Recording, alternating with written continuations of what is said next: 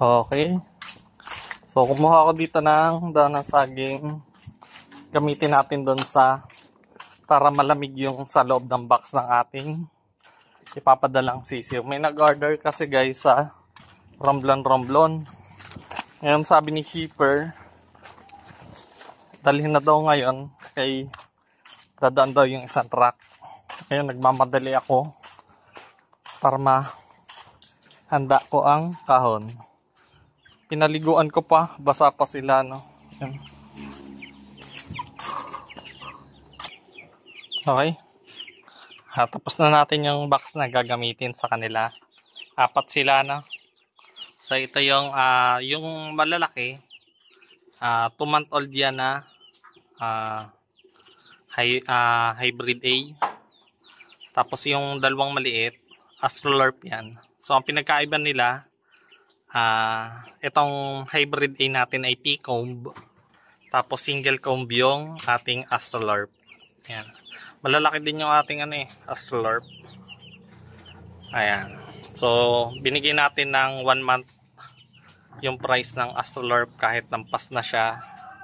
Nasa 6 weeks na rin kasi yan. Almost 2 months. Pero maganda yan. So, malakas mangitlog na. Same lang naman sila ng pero mas malakas mangitlog yung Astrolorp kaysa sa hybrid A. Every other day kasi itong hybrid A natin. Yan. So, pinaliguan kaya ganyan ang itsura, no? So, okay. Hintayin lang natin matuyo. Tingnan natin kung abot tayo sa tracking. Yun lang.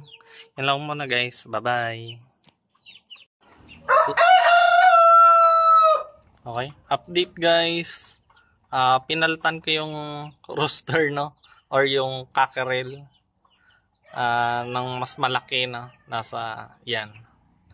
Kasi yung kanina, diskumpiyado ako. Mukhang babae. Ito, mukhang lalaki to. Meron nga ako dito guys na 5-month-old na. Mukhang lalaki. Pero nung pag-check ko, babae pala. So magkapares ng pagkapares kasi sila ng itsura. May pagkakaiba lang na konti, no? Meron ditong palet na mukhang lalaki. Tapos biglang nangingitog pala, no? So ganyan. Hindi naman tayo sobrang bulok mag-sexing or mag-gender, no? Talaga lang mahirap sila malaman lalo na kapag mga bata pa, ha. So yun lang muna. Update na.